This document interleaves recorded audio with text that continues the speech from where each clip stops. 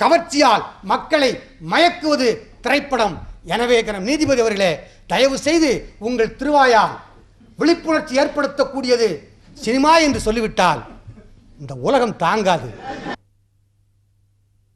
அன்பிற்குரிய பெரியவர்கள், இந்த பாட்டெலாம் நம்ம வாயில நுழையாது. எப்படி படிச்சிருக்காரு பாருங்க. சிலப்பதிகாரத்தை அவர் இப்படி படிச்சிருக்காராங்கிறத நம்ம கேட்டுத்தான் தெரிஞ்சுக்கணும். என்ன பாட்டுது, டோல் டப்பிமாங்கிறாரு, அதுங்கிறாரு. இந்த இறந்து போனவர்களை பற்றி கடிதம் எழுதுறதுல கூட நம்ம நாட்டில் அந்த விவரம் தெரியலங்கிறேன். எங்கள் தந்தையார் சூனா ராமசாமி சிவலோக பதவி அடைந்தார் என்பதனை வருத்தத்துடன் தெரிவித்துக் கொள்ளுறேங்கிறான். அவர் சிவலோக பதவிக்கு போனது இந்த பையனுக்கு வருத்தமாக இருக்குது, மகனுக்கு. அது எங்கள் அப்பா அங்கெல்லாம் போயிருக்கக்கூடாது, எப்படி போனான்? அப்பா ஒரு கடிதம் எழுதக்கூட இவனுக்கு, ஒரு இறந்த கடிதம் எழுதுவதற்கு கூட தமிழன் தெரியாமல் இருக்கிறானோ நமக்கு. அதனால தான் தமிழ்ங்கிறது. வீரபாண்டியனும் நானும் சினிமானா ஒரே சிரிப்பா பழைய பாட்டுங்கிறார். எது வேப்பமர உச்சியில் நின்று, அது அப்படிலாம் சொல்ல முடியாது. நிற்கிற பாட்டுகள் நின்றுட்டு தான் இருக்குது. அது எவ்வளோ பழைய பாட்டாக இருந்தாலும் உலகம் தென்றல் காற்றின்ல இன்னும் கேட்டுட்டு தான் இருக்கிறான் இல்லையா? வாராய் நீ வாராய் இன்னும் கேட்டுட்டு தான் இருக்கான். பட்டுக்கோட்டை பழைய பாட்டுக்கெல்லாம் இப்போ தான் கேட்டு தான் இருக்கான். இன்னும் ஒரேடியாகவும் அடிச்சிடக்கூடாது. இந்த நாட்டில் ஒரு பெரிய அநியாயம் என்ன நடக்கு தெரியுமா? 2 பேர் எதிர்றதா இருந்தால் 2 பேர் நியாயமாக பேசி ஒருத்தர் வெற்றி பெறணும்னு நினைக்கிறதே இல்லை. எடுத்தோடனே அவனை நொண்டி மொடவன் குருடன் அந்த இப்படி பேசுகிறான். அந்த நாடு அப்படி அசிங்கமாயிடுச்சுங்கிற எனக்கு ஒரு வருத்தம். அதில் ஒன்ட்ட இருக்கிற நல்லது நீ சொல்ல, அவன்கிட்ட இருக்கிற நல்லது சொல்லிட்டு இதில் எது நல்லது முடிவு பண்ணட்டுமா மக்கள்? அப்படி இருக்கணும். அடித்து பாட்டு தூள் கிளப்பிட்டார். பூரா பழைய பாட்டு சாபம். மவனே நீ தீர்ப்பு அங்கே சொன்ன என்ன? இந்த நாடே விளங்காதான். என் ஒருத்தன்ல நாடு அடங்குது. இப்படிலாம் நீதிபதியை மிரட்டலாமா? ஆகவே அடுத்து பாராட்டுதலுக்குரிய வழக்கறிஞர் பி செல்வி அவர்கள் வருகிறார்கள். சினிமா என்கிற அணி.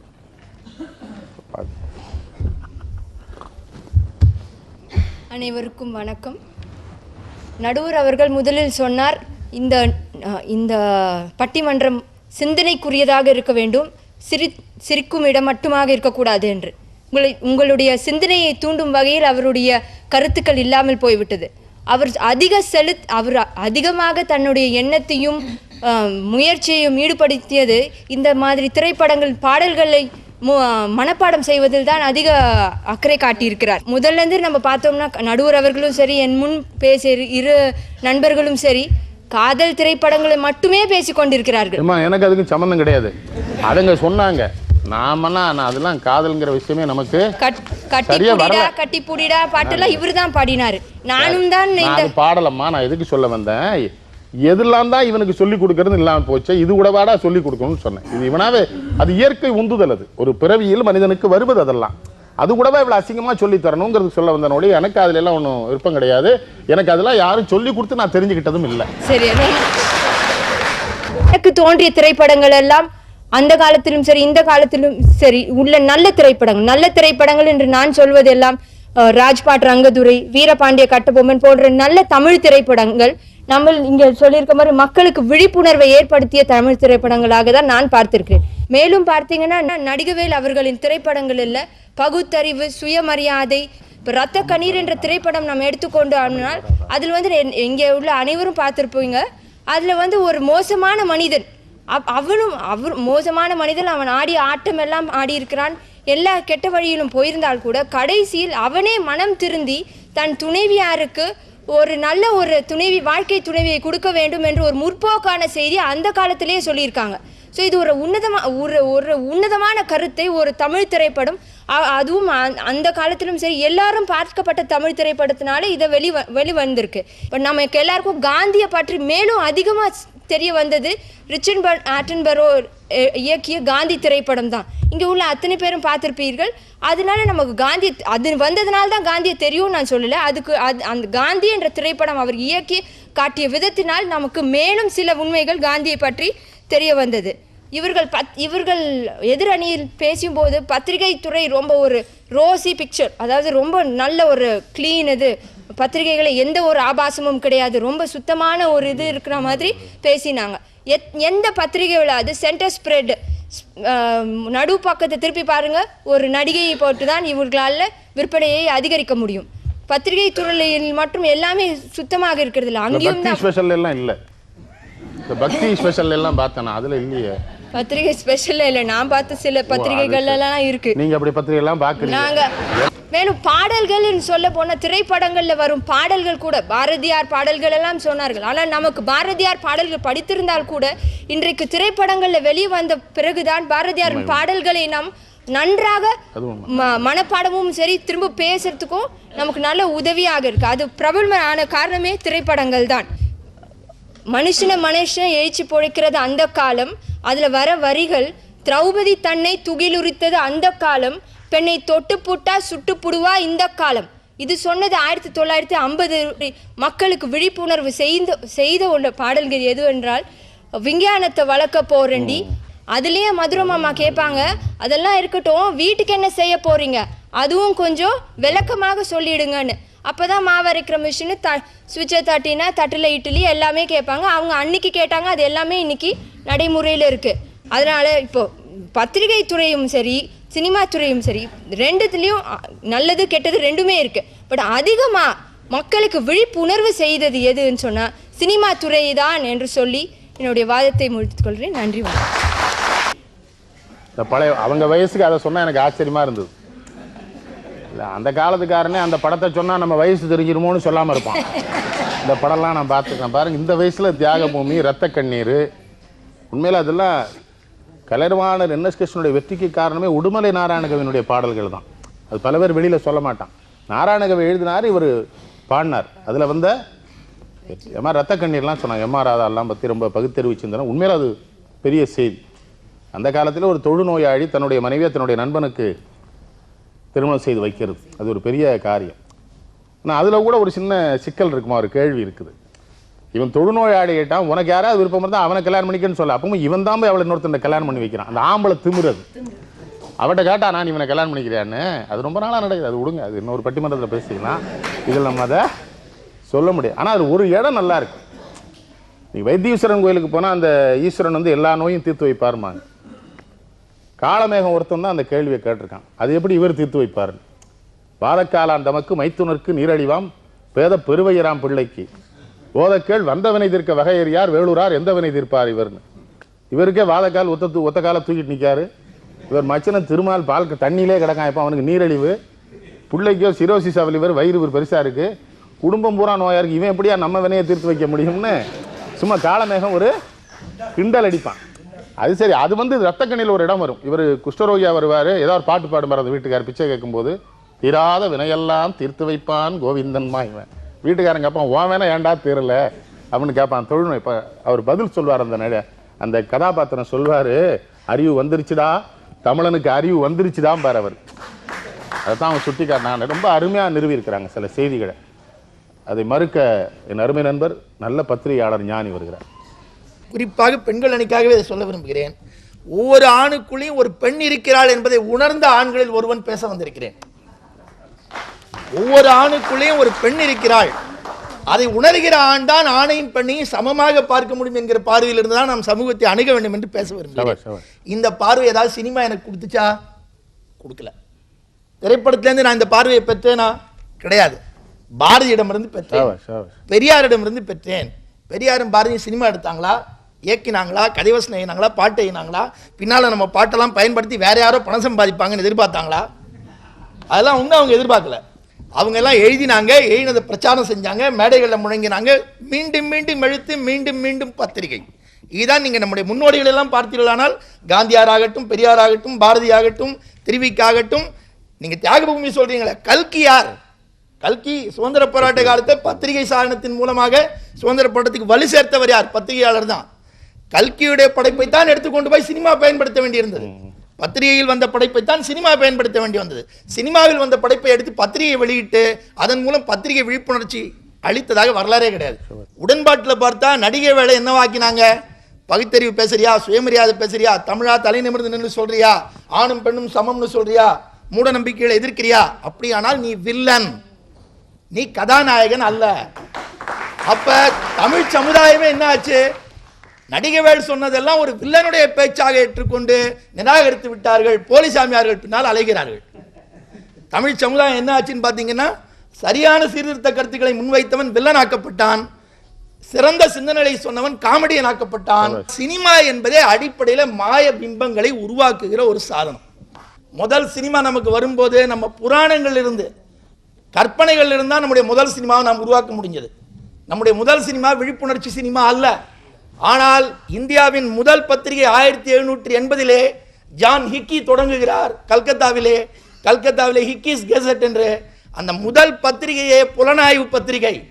இந்தியாவின் முதல் பத்திரிகை ஒரு புலனாய்வு பத்திரிகை. அன்றைக்கு ஆங்கில ஆட்சியாளர்கள் அதிகாரிகள் இந்த நாட்டில் ஆட்சி செய்து கொண்டிருந்தவர்கள் அவர்களுடைய ஊழலை அம்பலப்படுத்துவதற்காக ஹிக்கி தொடங்கின பத்திரிகை தான் முதல் இந்திய பத்திரிகை. இந்தியாவின் முதல் பத்திரிகையே விழிப்புணர்ச்சிக்காக தோன்றிய பத்திரிகை தான். அப்படியான பத்திரிகை என்கிற ஊடகம், இந்த வடிவம், இந்த சாதனமே விழிப்புணர்ச்சியை தான் தன்னுடைய ஆதாரமாக தொடக்கத்திலிருந்தே வைத்துக் கொண்டிருக்கிறது. சினிமா என்பது எப்போதுமே ஆரம்பத்திலிருந்து வணிகத்தை தான் தன்னுடைய ஆதாரமாக வைத்துக் கொண்டிருக்கிறது. அண்மையில் பாரதி படம் வந்தது. பாரதி படம் வெற்றி பெற்றதற்கு காரணம் பத்திரிகைகள் எல்லாம் அதை ஆதரித்து எழுதியதான் என்று அந்த பட தயாரிப்பாளர் சுஜாதா அறிவித்திருக்கிறார். பத்திரிகைகள் மட்டும் இந்த படத்தை ஆதரித்து எழுதாமல் இருந்திருந்தால் இந்த படம் வெற்றி பெற்றிருக்க முடியாது என்று அந்த பட தயாரிப்பாளரே சொல்லியிருக்கிறார். சினிமா என்கிற சாதனம் ஒரு பக்கம் வணிகர்களிடம் இன்னொரு பக்கம் தணிக்கை மாதிரியான அமைப்புகளிடம் சிக்கியிருக்கிற சூழ்நிலையில் அதனால விழிப்புணர்வை ஏற்படுத்தவே முடியாது.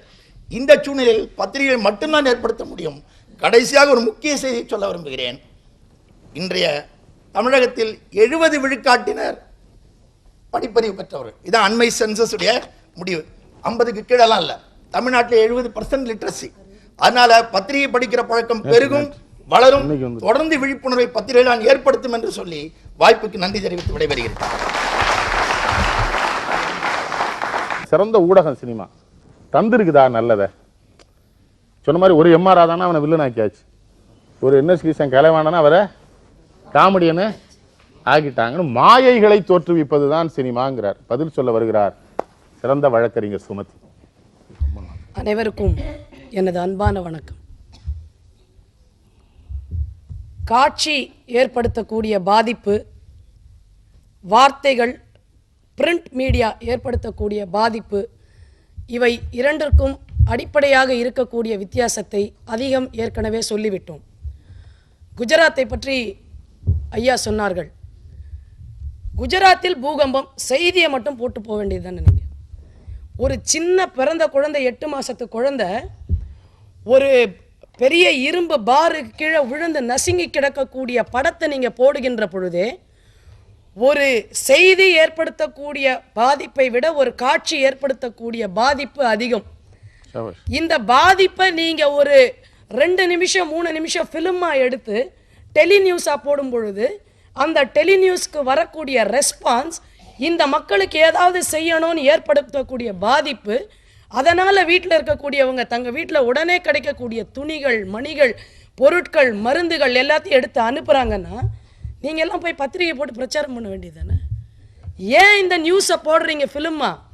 ஃபிலிமில் அது செய்தி படமாக இருந்தாலும் சரி, திரைப்படமாக இருந்தாலும் சரி, ஒரு படம் ஏற்படுத்தக்கூடிய பாதிப்பு என்பது ஒரு செய்தி வெறும் பிரிண்ட் ஏற்படுத்தக்கூடிய பாதிப்பை விட அதிகம் என்பதை நம் யாராலும் மறுக்க முடியாது. இன்றைக்கு பத்திரிகைகளும் சரி, திரைப்படங்களும் சரி, வியாபார நோக்கத்தோடு தான் இருக்கிறது. நான் ஒன்று கேட்கிறேன், சுபவியார்கள் பத்திரிகை நடத்தியவர், பாதிக்கப்பட்டவர். நல்ல பத்திரிகை நடத்தினீர்களே, உங்களுக்கு நஷ்டம் வந்தது, கஷ்டம் வந்தது, நல்லது வந்ததா? ஆனால் இன்னைக்கு நாங்கள் சொல்வதை போல நடுப்பக்கத்திலே நீங்கள் நடிகைகளினுடைய படத்தை போட்டால்தான் பத்திரிகை. நாங்கள் சொல்ல வரக்கூடிய செய்தி, இன்றைக்கு திரைப்படங்கள் மிக வலிமையான ஒரு சாதனம், பத்திரிகையும் வலிமையான ஒரு சாதனம்தான். ஆனால் பத்திரிகைகள் சென்று அடைவதை விட திரைப்படங்கள் மிக விரைவாக மக்களை சென்று அடைகிறது. ஏனென்றால் அது எளிமையாக இருக்கிறது. இது முதல் செய்தி. ரெண்டாவது, நீங்கள் பத்திரிகைகளின் மூலம் பாதிப்பு, ஒரு ரொம்ப நல்ல செய்தியை சொன்னார். பத்திரிகைக்காரர்கள் எப்படிப்பட்டவர்கள்ன்றதுக்கு அந்த வாக்குமூலம் ஒன்று போதும். பாரதி திரைப்படத்தை எடுத்த ப்ரொடியூசர் சொன்னாராம், பத்திரிகைக்காரர்கள் மட்டும் வந்து எங்கள் படம் நல்ல படம் நல்ல படம்னு சொல்லியிருக்காட்டி என் படமே ஓடி இருக்காதுன்னாராம். எப்படிப்பட்டவர்? பாரதி படத்தை எடுத்தால் எவ்வளோ பெரிய ரிஸ்க்குன்னு அவருக்கு தெரியும். அந்த பாரதி படத்தை எடுக்கக்கூடிய துணிச்சல் கூட அவருக்கு இருந்தது. ஆனா இந்த பத்திரிகைக்காரங்களை முறைச்சுக்கிட்டா அடுத்து நல்ல படம் எடுத்தா இவன் வாழ விட மாட்டான் பயந்துகிட்டு நல்லா வயிற்றுச்சல் இல்ல எங்கேயா போய் சொல்றது. இவங்களை முறைச்சுக்கிட்டா மோசமா எழுதுவாங்க, இவங்களை முறைச்சுக்கிட்டா கிசுகிசுல வரும், முறை காட்டி ரேப்பர்ல வருவாங்க. இதுதான் அவங்க நியாயமா இருக்குது. இன்னைக்கு பாரதி படம் பார்த்தோம், நாங்கெல்லாம் பார்த்து முடிச்சு என் குழந்தை ஒரு 3 வயது குழந்தையோட என்னுடைய குழந்தையோட அந்த படத்தை பார்க்குறேன். அந்த படம் பார்த்து ஒரு வாரம் கழித்து நான் பாரதியாரோட இல்லத்திற்கு ஒரு இலக்கிய நிகழ்ச்சிக்கு சென்று வந்தேன். இலக்கிய நிகழ்ச்சிக்கு போகின்ற பொழுது என் குழந்தையிடம் சொன்னேன், நான் இன்னைக்கு பாரதியார் வீட்டுக்கு போகிறேன். நான் அந்த நிகழ்ச்சிக்கு போய்விட்டு வந்த பின் என் மகள் என்னிடம் ஓடி வந்து கேட்டாள், அம்மா அந்த பையன் அங்கே இருந்தானாம்மா. எந்த பையன்மா? அதாம்மா பாரதி இருந்தானே. அந்த பொண்ணு இருந்தாளாம்மா. யாரு? செல்லம்மாள் பாரதி. அவள் இருந்தாம்மா. என்ன பண்ணிட்டு இருந்தா? அழுதுண்டே இருந்தா. எதுக்குமா கல்யாணம் பண்ணிக்கிறதுக்கு அவள் அழுகிறா? நீங்க 1000 பத்திரிகைகளை எழுதி என் குழந்தையின் மனதில் பாரதியை பதிக்க முடியாததை ஒரு திரைப்படம் பதித்தது, அது உங்களால் அழிக்க முடியாது. அந்த நீங்க வாத்தியாரா இருக்கீங்களா? டீச்சர் வேலை பாக்குறீங்களா? டீச்சர் வேலை. இதுதான் ஒரே ஒரு விஷயம் சொல்றேன் சார், இந்த காலத்துல டீச்சருங்க உருப்படி இல்லைன்றதுக்கு இவர் ஒரு உதாரணம். இதெல்லாம் என்ன ஆதங்கம் தெரியுங்களா? ஸ்டூடெண்ட்ஸ்க்கு ஈக்குவலா அவர் இருக்காருன்னு அவருடைய இளமையை காட்டிக்கிறதுக்காக கஷ்டப்பட்டு நொற்று போட்ட பாடல்கள். நான் ஒரு விஷயம் சொல்றேன், அதே படம் தான் சார். சொல்லாமலே யார் பார்த்தது, நெஞ்சோடு தான் பூ பூத்தது, மழை பொழிகின்றதே, மழை சுடுகின்றதே, அது அட இது காதலா, வெயில் குளிர்கின்றதே, அட இது காதலா, இந்த மாற்றங்கள் உன்னாலே உருவானதான் கேட்டால. அந்த வரி உங்களுக்கு ஏன் சார் மனப்படாது? இல்ல அவ எல்லாம் வழங்குது. அவருக்கு நீங்கின் குறுகும் பெருகுங்கால் தன்னென்னும் தீயாண்டு பெற்றாள்ங்கிற திருக்குறள் தான் அந்த பாட்டு. அதேதான். அதை சரியா படிச்சிருந்தா தானே இது விளங்கி இருக்கும். இங்க நீங்க எல்லாம் என்னவோ காதலுக்கு எதிரி மாதிரி பேசிட்டீங்க. மனசாட்சியை தொட்டு சொல்லுங்க, நீங்க காதலுக்கு எதிரியா சார்? அதுவும் நீங்க 2வது உட்காந்துருக்கு, ரொம்ப மோசம். இந்த மாதிரி ரெட்ட வேஷம் போடுறவங்க தான் பத்திரிகையாளர்கள். இவங்கெல்லாம் பத்திரிகை நடத்தி. நான் ஒரு செய்தியை சொல்லுகிறேன் நடுவர் அவர்களே, நான் மனசாட்சியோடு சொல்லுகிறேன். இன்னைக்கு காதலை கூட சரியாக செய்ய தெரியாதவன் தான் இந்த சமூகத்திலே பாதி சீரழிவுக்கு காரணமாக இருக்கிறான். அந்த காதலை சரியாக புரிந்து கொண்டவன், குடும்பத்தை சரியாக புரிந்தவனுக்கு குடும்ப ஒழுக்கம் தெரிகிறது, சமூக ஒழுக்கம் தெரிகிறது. அதில் சரியாக இருக்க வேண்டும். ஒரு திரைப்படம் சொன்னது, அப்ப காதல்ல தோத்து போயிட்டவங்கெல்லாம் இன்னொரு கல்யாணம் பண்ணிக்க கூடாதா என்று அந்த காதலி கேட்கிறாள். அதற்கு அவன் சொல்லுகிறான், காதல் என்பது ஒன்றும் பரீட்சை இல்லைங்க, பாஸ் ஆகிறதுக்கும் ஃபெயில் ஆகிறதுக்கும் அது ஒரு ஃபீலிங். சில பேருடைய மனசுல அது பூ மாதிரி இருக்கும், சில பேருக்கு அதுதான் செடியே. பூ சில பேருக்கு உதிர்ந்து போயிடும், திருப்பியும் பூக்காது. என்னை பொறுத்த வரைக்கும் எனக்கு இது கூட சந்தோஷமானது தான் என்று சொல்லக்கூடிய ஒரு நல்ல காதலை பற்றிய ஒரு நல்ல வசனமும் ஒரு நல்ல முடிவும் நம்முடைய திரைப்படங்கள் தான் சொன்னது. பெற்றோர்களையும் உற்றவர்களையும் சகோதரனையும் மிதித்து கொண்டுதான் எனக்கு இந்த காதல் கிடைக்கும் என்றால் அவர்களுடைய சந்தோஷத்திற்காக நான் திரும்ப வீட்டுக்கு போவேன், அதுதான் என் காதலுக்கு நான் செய்யக்கூடிய மரியாதை என்பதையும் சொன்னது இந்த திரைப்படம் தான். எனவே நீங்க காதல்னு சொல்லிட்டாக்க உடனே ஒரு 10 பேர் குரூப் டான்ஸ் ஆடுற, நீங்க நைட் ஷோ பார்த்த படத்தை பத்தி மட்டும் பேசாது. அவரு டென்ட் கொட்டாயில படம் பார்த்துட்டு நம்மளை தொல்லை பண்றாரு. நாங்கள் சொல்ல வரக்கூடிய கருத்து, சினிமாக்கள் பல நேரம் நசிந்து போன வருத்தத்திற்குரிய விஷயங்களை சமூகத்திற்கு தந்து கொண்டிருக்கிறது என்பதை நாங்கள் மறைத்துவிட்டு பேசினால் நாங்கள் தேச துரோகிகளாகவும் அந்த காரியத்தை செய்வதற்கு எங்களில் 3 பேருக்கும் சம்மதம் இல்லை. ஆனால் ஒட்டுமொத்தமாக இந்த இந்தியால நாளைக்கு ஒரு புரட்சி வரணும்னு நீங்க நினைச்சீங்கன்னா சார், இன்னைக்கு நான் சொல்லுகிறேன், ஒரு நல்ல திரைப்படத்தை நீங்கள் எடுத்து ஊரா நீங்க அதை பிரிண்ட் போட்டு கொண்டு போய் நீங்க மாஸ் மீடியா மூலம் தான் அந்த புரட்சியை ஏற்படுத்த முடியுமே தவிர, நீங்க 3 பேர் நான் 3 பேர் இன்னொரு 100 பேர் கூட்டம் போட்டு ஊரா மீட்டிங் போட்டு அதை செய்ய முடியாது. ஏன்னா நம்ம மீட்டிங் கேட்க வரணும்னாலே முதல்ல நீங்க ஒரு படத்தை போடணும். படத்தை போட்டுட்டு மீட்டிங் கேட்க வர சொல்லி பத்திரிகையை படிக்க சொல்ல போறீங்களா, பிடிவாதமா இருக்க போறீங்களான்றதை நீங்க முடிவு பண்ணிக்கோங்க. நன்றி, வணக்கம். இப்பொழுது அணியின் தலைவர்கள் இறுதி முயற்சிக்கு வருகிறார்கள். பட்டிமன்ற மரபுப்படி துவக்கி அணி தான் இறுதியில் வரணும்.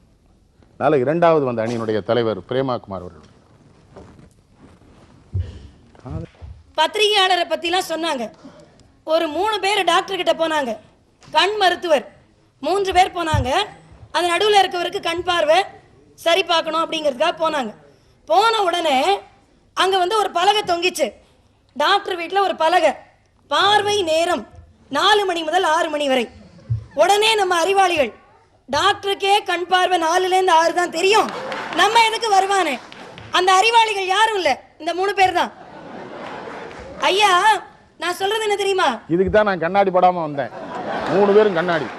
நடுவர் அவர்களே, பொதுமக்களை சிந்தித்து பாருங்கள். ஒரு பத்திரிகையாளனுக்கு நிகழக்கூடிய சோதனைகளை கூட ஞானப்பழம் என்ற திரைப்படம் காட்டினால்தான் உங்களை போன்ற பத்திரிகையாளர்களுக்கே மதிப்பு வருகிறது. யோசிச்சு பாருங்க. அங்கே வந்து பானிபூரி பம்பாய்க்காரி அவர் அணிக்கு பேசுறத விட்டுட்டு மொத்தம் எங்க அணிக்கு பேசிட்டு போயிருக்காரு. அதுவும் தப்பு தப்பா. உங்களுக்கு நல்ல பாட்டே வராதா? நல்ல புத்தி இருந்தா தானே வரும். என்ன கேட்கிறாரு? ஊமை விழிகள்னு ஒரு படம். அந்த காலத்துல புறநானூற்றுல என்ன செய்வா தலைவி? 3வது நாள் முன்னால அப்பா போவார் போருக்கு, மடிந்து விடுவார். முதல் நாள் கணவன் போயிருப்பான், மடிந்து விடுவான்.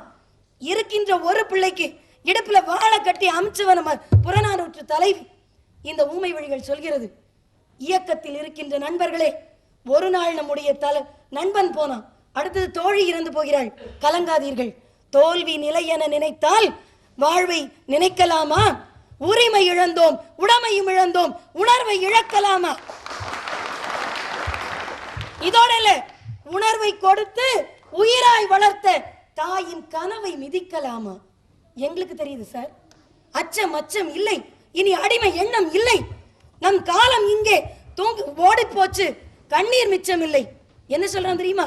விடியாத இரவென்று எதுவும் இல்லை, முடியாத துயரென்று எதுவும் இல்லை, வடியாத வெள்ளம் என்று எதுவும் இல்லை, வாழாத வாழ்க்கை என்று எதுவும் இல்லை. நம்ம பாட்டி தாத்தா சொல்லிட்டு போனாங்க. நம்ம கலங்குவோம், வீட்டுல குடும்பத்துல சோதனை வந்துருச்சு, கவலைப்படாதமா, 30 வருஷம் வாழ்ந்தவனும் இல்லை, 30 வருஷம் வீழ்ந்தவனும் இல்லை. இதை பாடல் சொல்லிச்சா இல்லையா? வாழாத வாழ்க்கை என்று எதுவும் இல்லை. என்ன பேசுறீங்க?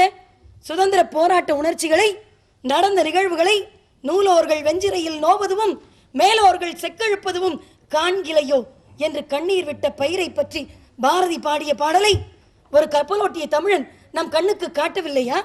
வீரபாண்டிய கட்டபொம்மன் எடுத்துரைக்கவில்லையா? அடுப்படி அணங்குகளாகவும் படுக்கையறை பதுமைகளாகவும் இந்த பெண்கள் முடங்குவது தவறு என்பதற்காக தவறு செய்தவன் கணவன்.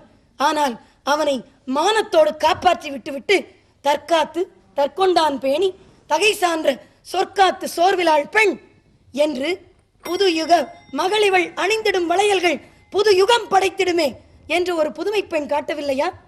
பெண் சிசுவதையை கருத்தமா என்ற படம் காட்டவில்லையா? இப்படி பல படங்கள், எத்தனை படங்கள் யோசித்து பாருங்கள். இப்படி இருக்க வேண்டும் என்று காட்டுவதற்கு சில படங்கள், இப்படி இருக்கக்கூடாது என்று காட்டுவதற்கு பல படங்கள். நீங்கள் சொன்னீர்கள், ஒரே ஒரு கருத்து ஒப்புக்கொள்கிறேன். ஊடகம், நல்ல ஊடகம். ஒரு ஊடகம் என்பது நல்லவற்றை மட்டுமே காட்டிக் கொண்டிருக்காது. டூஸ் அண்ட் டோன்ட்ஸ், செய்பவை செய்யத்தகாதவை, இவற்றை காட்ட வேண்டியது அதனுடைய கடமை. ஆனால் அதனால் பெருமளவிற்கு விழிப்புணர்வு ஏற்பட்டு இன்றைக்கும் அம்பேத்கர், காந்தியடிகள் என்று இனக்கலவரத்தை ஒடுக்கிய தலைவர்களை பற்றி பேசினீர்கள்.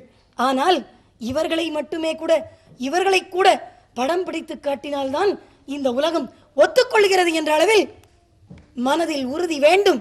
பெண்களுக்கு என்ற காரணத்தினால் அந்த திரைப்படத்தில் வருகின்ற பெண்ணுக்கு சோதனைகள் வருவது போல் இந்த சமுதாயத்திற்கு எழக்கூடிய பிரச்சனைகளை தீர்த்து வைப்பவை, தீர்வு தருபவை நல்ல திரைப்படங்களே என்று சொல்லி வாய்ப்புக்கு நன்றி கூறி விடைபெறுகிறேன். வணக்கம். அன்பிற்குரிய பெரியவர்கள், தொகுப்புரை தர அன்பு சகோதரர் சுப வீரபாண்டியன் அவர்கள். இவ்வளவு நேரமும் அவர்கள் ஒரே செய்தியை மீண்டும் மீண்டும் வாதாடி கொண்டிருக்கிறார்கள். நல்ல படமே இல்லையா, நல்ல பாடலே இல்லையா என்று காட்டி கொண்டிருக்கிறார்கள். நான் முதலில் வருகிற போதே சொன்னேன், நல்ல படங்களும் இருக்கின்றன, நல்ல பாடல்களும் இருக்கின்றன, ஒரு நாளும் நாங்கள் மறுக்கவில்லை. ஆனால் அந்த படங்களும் பாடல்களும் ஏற்படுத்திய விழிப்புணர்வு என்ன, பாதிப்பு என்பது வேறு. இயல்பாக ஏற்படுத்தக்கூடிய பாதிப்பு என்பது வேறு. இந்த சமூகம் பற்றிய அக்கறையை, விழிப்புணர்வை, விமர்சனத்தை எந்த அளவுக்கு ஏற்படுத்தி இருக்கின்றன என்று கேட்டோம். நண்பர் பிரேமா அவர்கள் என்று நினைக்கிறேன் பேசுகிற போது சொன்னார்கள், கருப்பு தான் எனக்கு பிடிச்ச கலரு என்று சொன்னதற்கு பிறகுதான் பல பேருக்கு கருப்பாக இருக்கிறவர்களுக்கெல்லாம் தாழ்வு மனப்பான்மை போயிற்று என்று சொன்னார்கள். அது அல்ல விழிப்புணர்வு. இயற்கையாக என்ன விழிப்புணர்வு வர வேண்டும் என்றால், எந்த ஒரு நிறமும் உயர்ந்ததும் இல்லை, தாழ்ந்ததும் இல்லை. எந்த இடத்திலே பிறக்கிறோமோ அங்கே குளிர் தேசத்திலே பிறக்கிறவன் சிவப்பாய் இருப்பான், வெப்ப தேசத்திலே இருக்கிறவன் கருப்பாய் இருப்பான். உண்மையை சொன்னால் வெயிலில் உழைக்கிறவர்கள், வியர்வையில் நனைகிறவர்கள், முதுகில் சூரியனை சுமக்கிறவர்கள் கருப்பாய்த்தான் இருப்போம். நாம் உழைப்பாளிகள், அது நமக்கு பெருமையை தவிர இழிவில்லை என்கிற உணர்வு தான் விழிப்புணர்வு. அந்த உணர்வை ஏற்படுத்துவது தானே தவிர ஒரு குறிப்பிட்ட திரைப்பட நடிகர் கருப்பாக இருக்கிறார் எனவே கருப்பு பிடிக்கிறது என்று சொல்லுவது விழிப்புணர்வு அல்ல. அதுவும் அந்த பாட்டிலே இருக்கிறது. அவர் கருப்பாய் இருப்பதையோ சிவப்பாய் இருப்பதையோ நான் குறை சொல்லவில்லை. அவர் நடிப்பு சரியா என்கிற விமர்சனம் வேறு. ஆகையினாலே நீங்கள் சொல்லுகிற விழிப்புணர்வு அதிலே வரவில்லை. அதை போலவே வழக்குரைஞர் சுமதி அவர்கள் பேசுகிற போது அந்த வேகத்திலேயே சொன்னார், எங்களுடைய நண்பர் சந்திரபோஸை குறிவைத்து தாக்க வேண்டும் என்கிற அந்த எண்ணத்திலே சொன்னார். ஒரு டென்ட் கொட்டகையில் இரண்டாவது ஆட்டம் பார்க்கிறவர் என்று ஒன்றும் பிழை இல்லை. இந்த நாட்டின் ஏழை மக்கள் எல்லாம் இரண்டாம் ஆட்டம் பார்க்கிறவர்கள் தான். வேறு ஆட்டம் பார்ப்பதற்கு அவர்களுக்கு நேரம் இருப்பாது. நான் சுபாஷ் சந்திர போஸை அப்படி ஒரு ஏழை பாட்டாளியினுடைய வர்க்கம் என்று பொய் சொல்ல விரும்பவில்லை. ஆனாலும் கூட பேச்சு வழக்கிலே கூட நாம் எப்படி பெண்களை குறைத்து விடுகிறோமோ அப்படி இரண்டாம் ஆட்டம் பார்க்கிற மக்களை எல்லாம் குறைத்து விடக்கூடாது என்பதற்காக நான் சொல்லுகிறேன். உழைக்கும் மக்கள் கூடுதலாக இருக்கிற தேசம் இது. பிறகு ஒன்று சொன்னார்கள், வீட்டில் தமிழனாய் வெளியில் இந்தியனாய் இருக்க கற்றுக் கொடுப்பது திரைப்படம் தான் என்று. எனக்கு ஏன் இந்த மாறுவேடம் என்றெல்லாம் புரியவில்லை. நான் வீட்டிலும் தமிழன், வெளியிலும் தமிழன். சுமதி அவர்கள் சொன்னார்கள், ஒரு நல்ல திரைப்படத்தை எடுத்துக்கொண்டு ஊர் ஊராக கொண்டு போய் காட்டுங்கள். நாங்கள் கேட்ட கேள்வியை மறுபடியும் நீங்கள் மறந்து விட்டோ அல்லது வேண்டுமென்றே அதை நினைவில் வைத்துக் கொள்ளாமலோ சொல்கிறீர்கள். நல்ல படத்தை எடுத்து ஊர் ஊராக கொண்டு போவது என்பது இந்த வணிக உலகத்தில் சாத்தியமில்லை என்று நாங்கள் சொல்லுகிறோமே தவிர அந்த நல்ல படம் பாதிப்பை உருவாக்காது என்று நான் சொல்லவில்லை. நண்பர் ஞானி தெளிவாய் சொன்னார், இங்கே ஆபாச படங்களுக்கு அனுமதி இருக்கிறது. இத்தனை பாட்டும் இந்த மேடையில் சொல்ல கூசுகிற இத்தனை பாட்டும் தணிக்கை குழு அனுமதித்த பாட்டு என்பது நமக்கு அவமானம் இல்லையா என்று நான் கேட்கிறேன். பிறகு காதலை எதிர்க்கிறீர்களே, எப்போது எதிர்த்தோம்? காதலை நாங்கள் எதிர்க்கவில்லை, காதலை ஆபாசப்படுத்துவதை எதிர்க்கிறோம். அதை நீங்கள் ஏற்கிறீர்களா? காதல் காட்சிகள் கண்ணியமாக காட்டப்படுகிற இடங்களை என்றைக்காவது எப்போதாவது நாங்கள் இந்த பட்டிமன்றத்திலும் சரி வெளியிலும் சரி எதிர்த்திருக்கிறோமா? காதலை எதிர்க்கவில்லை, காதலை கொச்சைப்படுத்துகிறார்களே திரைப்படத்தில். உண்மையாக சொன்னால் காதலை ஆதரிக்கிறவர்கள் திரைப்பட காட்சிகளை எதிர்க்க வேண்டும். எனக்கு தெரிந்து இப்படி எவனும் காதலிப்பதே இல்லை. நீங்கள் பார்த்திருக்கிறீர்களா? 100 பேர் சுற்றி நின்றால் தான் காதலே வராது. 100 பேர் சுற்றி பாட்டு பாடி ஆடினால் தான் நம்முடைய கதாநாயகனுக்கும் கதாநாயகிக்கும் காதலே வருகிறது. இது ஒரு செயற்கைத்தனம். எனவே சினிமா என்பது செயற்கை தானே என்றால் ஆம், செயற்கைத்தனம் தான். அது ஒரு மாய பிம்பை தான். அதனால் விழிப்புணர்வு ஏற்படுத்த முடியாது என்பது எங்கள் வாதம். கவிஞர் காசி ஆனந்தன் அவர்கள் சொல்லுவார், நீங்கள் குடிசையிலிருந்து விழுந்தால் அடி லேசாக இருக்கும், மாடியிலிருந்து விழுந்தால் அடி கூடுதலாக இருக்கும். நீங்கள் மாடியிலிருந்து துப்பினால் குடிசையில் விடும், குடிசையிலிருந்து துப்பினால் மாடியே விழும். எனவே அந்த மக்களினுடைய எழுச்சியும் விழிப்புணர்ச்சியும் வருமானால் இந்த ஏற்றத்தாழ்வுகள் உடைக்கப்படும். அதை உருவாக்கக்கூடிய ஆற்றல் இயல்பாக பத்திரிகை ஊடகத்துக்கு இருக்கிறது. நாங்கள் பத்திரிகைக்காரரா இல்லையா, நீங்கள் பெண்களா ஆண்களா, இவையெல்லாம் பிரச்சனையே அல்ல. நாம் 6 மனிதர்கள், 6 தமிழர்கள், 6 சிந்தனையாளர்கள் என்று நாம் பெருமையாக சொல்லிக் கொள்ளலாம். ஆக அதை தாண்டி இதிலே ஆண் பெண் என்பதோ சினிமா பத்திரிகை என்பதோ இதிலே விரோதம் என்பதோ இந்த பட்டிமன்றத்திற்காக பேசுவது என்பதோ அல்ல. இந்த திரைப்பட ஊடகத்தில் இது முடியும். அதிலும் நல்ல விஷயங்கள் வந்திருக்கின்றன. ஆனால் அது வணிகச் சூழலில் சிக்கி இருப்பதால் அதை தாண்டி அது வர முடியாது. இதனுடைய வணிகச் சூழல் குறைவானது என்பதால் வர முடியும். எனவே பத்திரிகை தான் தாக்கத்தை ஏற்படுத்தி இருக்கிறது, ஏற்படுத்தவும் முடியும் என்பதை கூறி வாய்ப்புக்கு நன்றி கூறி விடைபெறுகிறேன். நன்றி.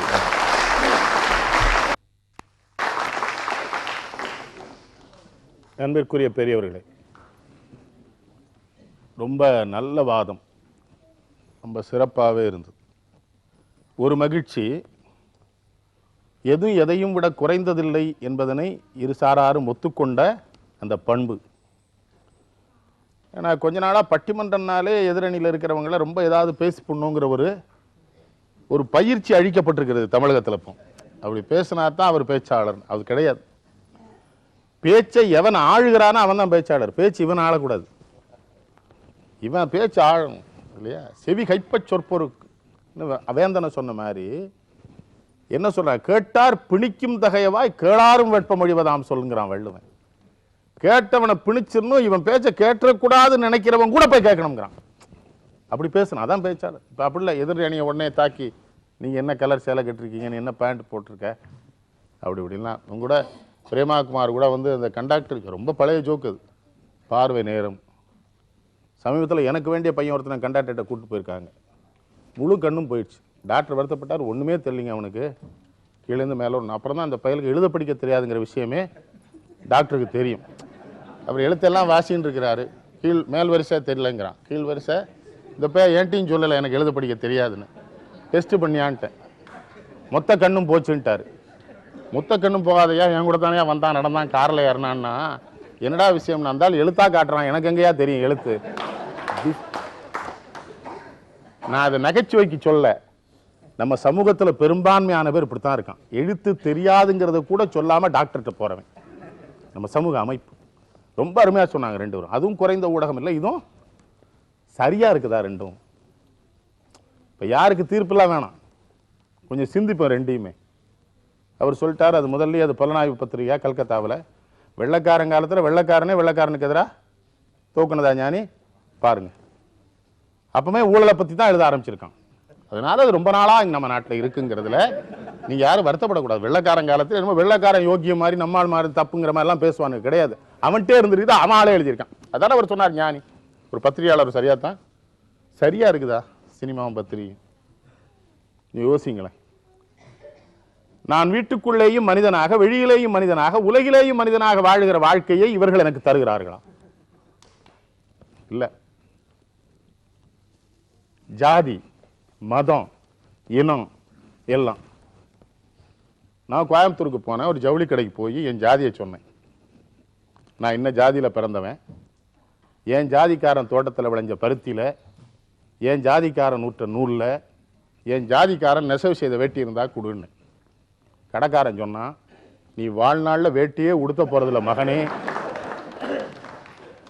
நிர்வாணம் ஒன்றே உனக்கு உறுதியானது.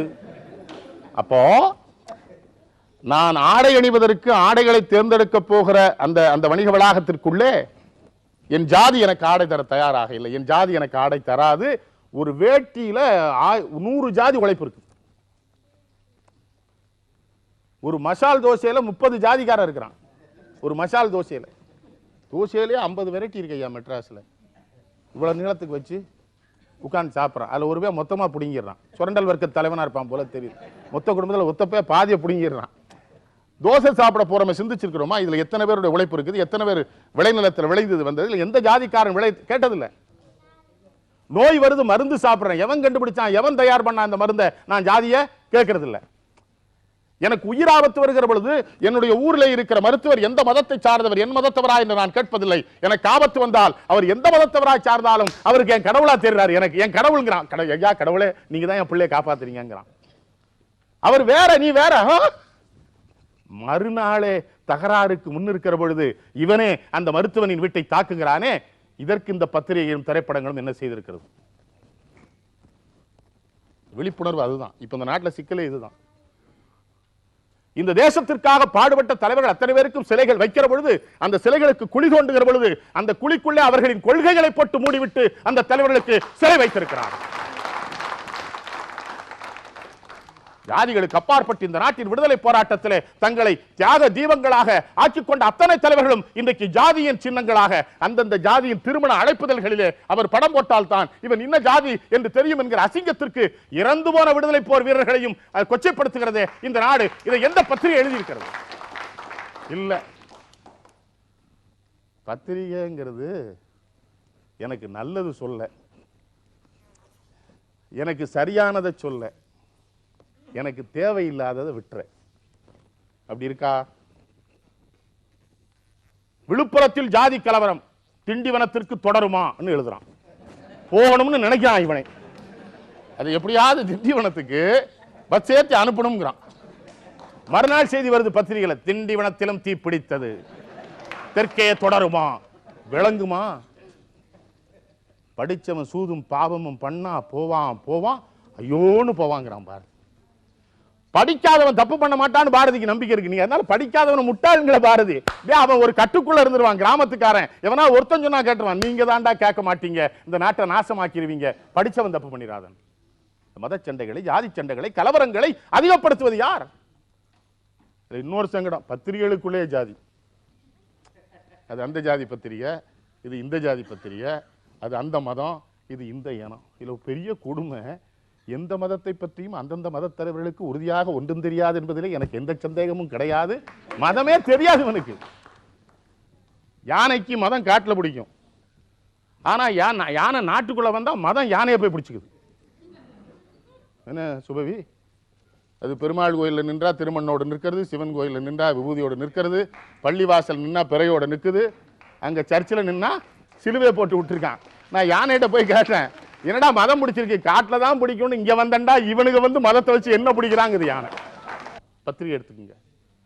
மிகச்சிறந்த சிந்தனைகளை, மிகச்சிறந்த கருத்துக்களை மக்கள் மத்தியிலே சொல்லுகிறவன் பேச்சு பத்திரிகைகளில் வராது நண்பர்களே, என்னை மன்னித்துக் கொள்ளுங்கள்.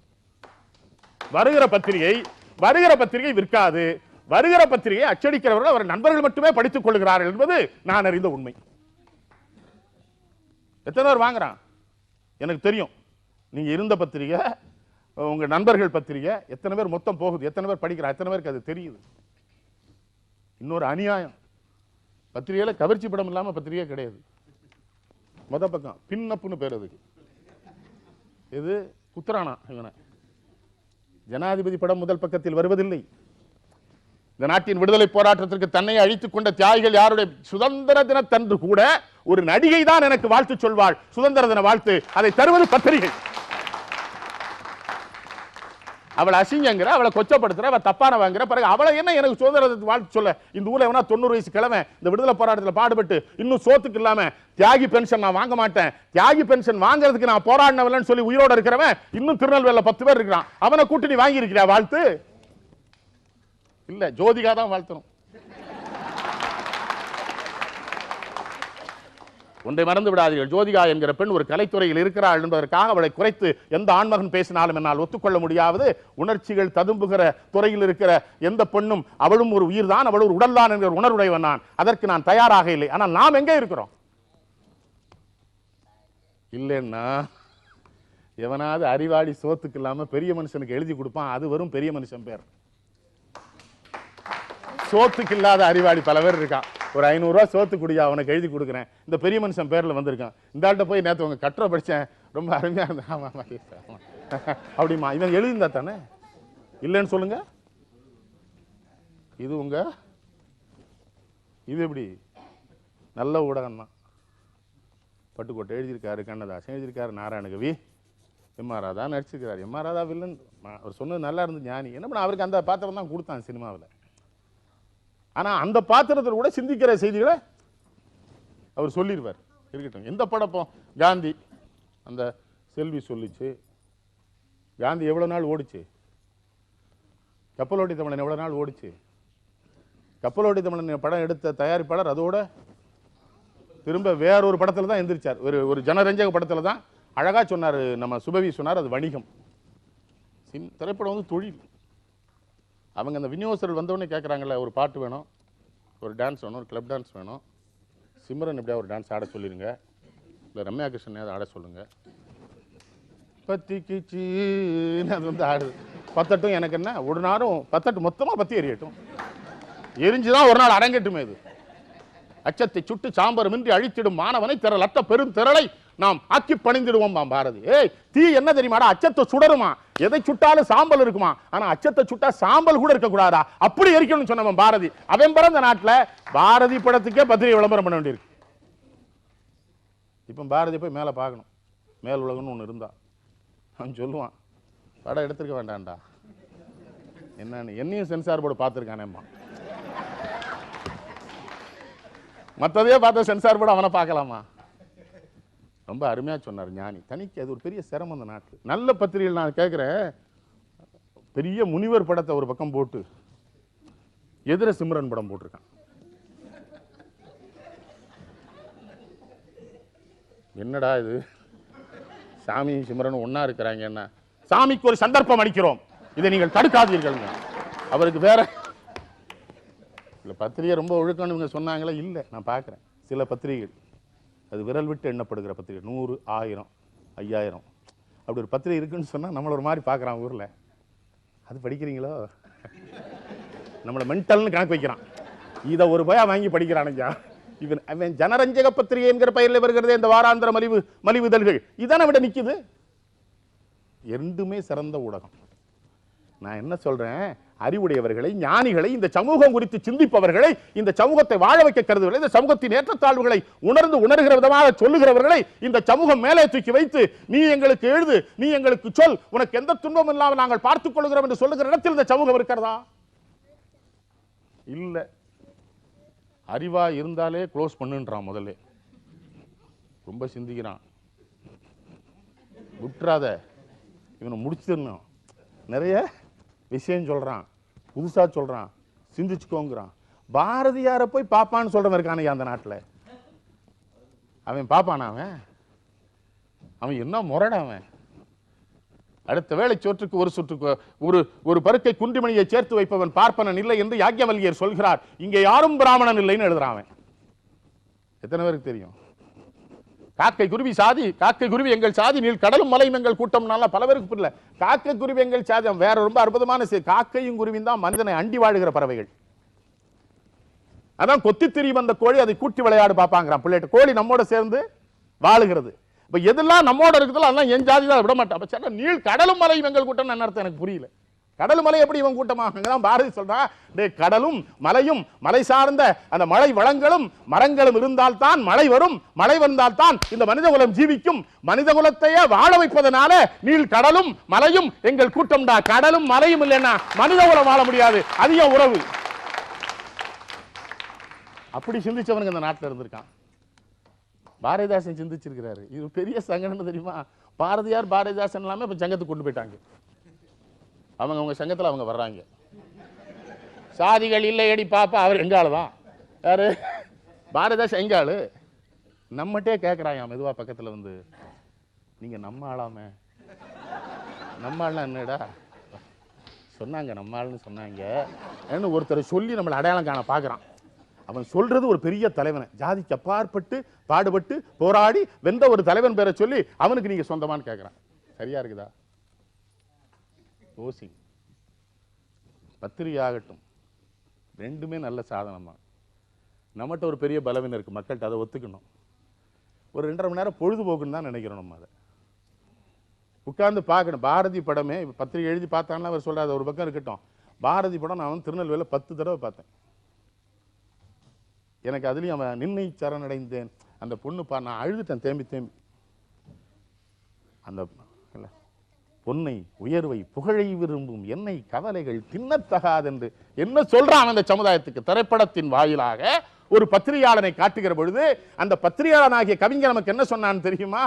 பொன்னை உயர்வை புகழை விரும்பும் என்ன போல அறிஞன் எல்லாம் கவலைகள் தின்னத்தகாதென்று நின்னை சரணடைந்தேன். இந்த பட்டிமன்றத்தின் தீர்ப்பு என்ன தெரியுமா?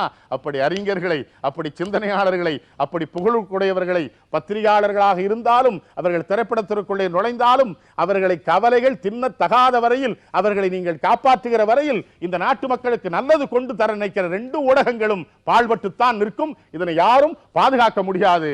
ஆகவே எந்த அணிக்கும் இதிலே தீர்ப்பு இல்லை. பொதுமக்களாகிய நாம் அறிஞர்களை, ஞானிகளை, எதிர்காலம் குறித்து சிந்திப்பவர்களை ஆதரிக்கிறவர்களாக அவர்களை கவலைகள் தின்னுவதற்கு கொடுக்காமல் அவர்களை மரணமில்லாதவர்களாக நாம் வைத்திருந்தோம் என்று சொன்னால் இந்த சமூகம் முன்னேறும். என் பக்கத்து வீட்டுக்காரன் எனக்கு வேண்டுமா, இல்லை என் மதம் வேண்டுமா என்று என்னிடம் யாராவது கேட்டால் என் மதத்தை தூக்கி உடைப்பிலே போடு, என் பக்கத்து வீட்டு மனிதன் தான் என்னோடு வாழ தகுதியுடையவன் என்று சொல்லுகிற உணர்வை யார் சொல்லுகிறார்களோ அவர்களை ஆதரிக்கிற சமூகத்தில் எல்லா ஊடகங்களும் சிறந்தவையாக இருக்கும். அந்த நல்ல நாள் வர வேண்டும் என்று எல்லோரையும் கேட்டுக்கொண்டு விடைபெறுகிறேன். நன்றி, வணக்கம்.